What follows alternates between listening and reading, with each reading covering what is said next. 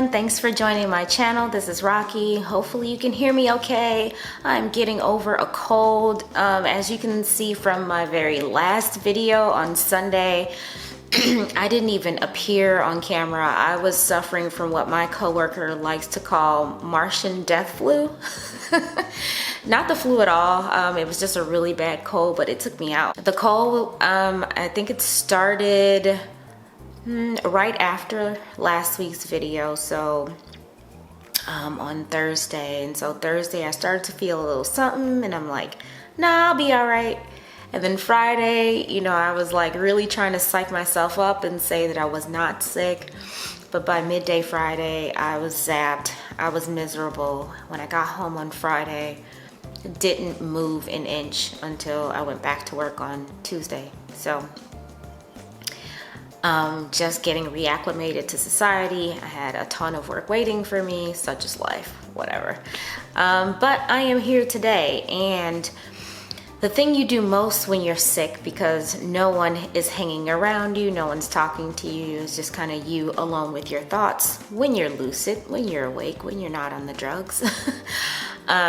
You do think a lot. And there was this one post that I saw on social media, I want to say, had to be about a month ago, and I just can't unsee it, and I can't stop thinking about it. And the post really was about, it's really simple actually. It talks about how a professor or a teacher, a school teacher, writes on the board 10 math equations, and you know, the teacher writes out all of the equations plus the answers or the solutions to the equations, and one out of the 10 math equations had an incorrect answer. So as the story goes, when the teacher was done writing all of the equations on the board, the students were all laughing at her because one of the 10 equations had the wrong answer. So then the teacher said the following to the students: I wrote that first one wrong on purpose because I wanted you to learn something important. This was for you to know how the world out there will treat you. You can see that I wrote right 9 times, or she should have said correctly, right, 9 times. But none of you congratulated me for it. You all laughed and criticized me because of the one wrong thing that I did. So this is the lesson. The world will never appreciate you for the good you do 1,000,000 times, but will criticize the one wrong thing you do. But don't get discouraged. Always rise above the laughter and the criticism. Stay strong. So it was like a very super simple post. And again, this could be the drugs talking, but I don't think it was the drugs talking, because I remembered it up until before I was sick, and then still after I'm sick. That lesson, it just stuck with me. And I feel like also the reason why it stuck with me the most is because I feel like I'm the one who laughs at myself and criticizes myself the most, the worst, the harshest. And that really stuck with me because, and the reason why this came back up for me was because I wrote something that was a little bit deflating, or, you know, I don't know, just wasn't very positive about myself. But I said it like laughing but serious on my last video.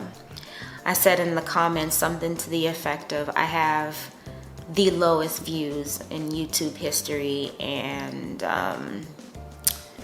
I forget, something like that, and that YouTube algorithms hate me. And even though I'm on my deathbed, I wouldn't dare skip posting a video because I don't want to upset the algorithm gods or something to that effect. I don't know.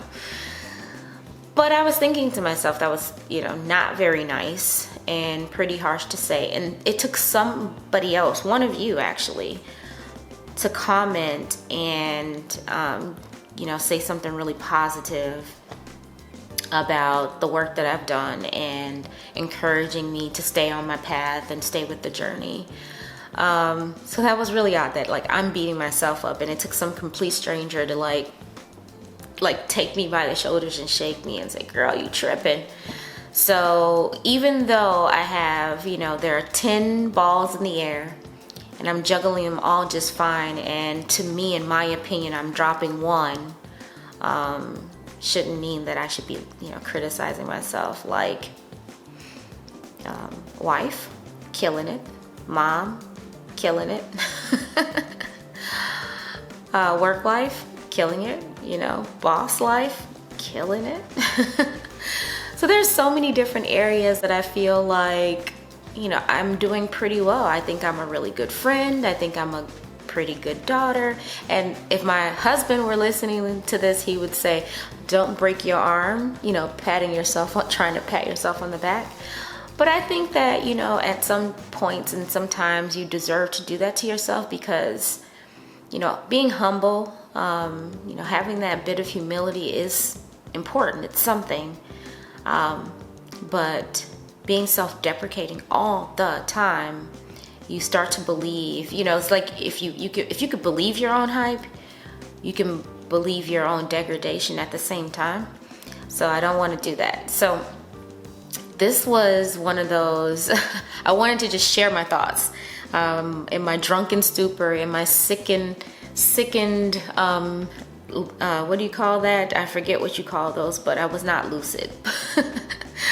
But I was not well, and in that, I just thought to myself that I need to be nicer to myself. And this story made me remember that, and I'm like, in this story, I'm both the teacher and the students laughing. How is that? How can you be both? But I am. I'm both. And I swear I was not doing any drugs other than Tylenol.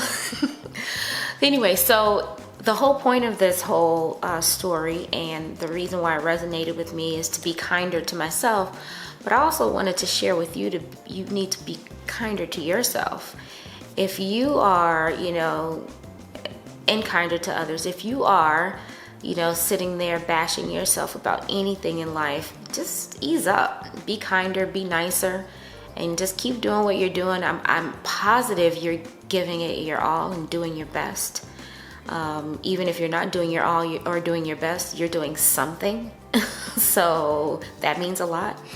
But I just wanted to share sort of a little bit of my thinking and where I am with things. And that's all that I'm going to be talking about today. Like, seriously, this is it. This one story, this one thing that just stuck with me. But I wanted to share that with you today. And hopefully that helps you walk away with a better perspective on yourself, a better perspective on your journey, and a better perspective on life in general, and being kinder to others. That's all. Thanks for joining. And if you haven't subscribed already, please do hit that subscribe button. Or no, is it over here?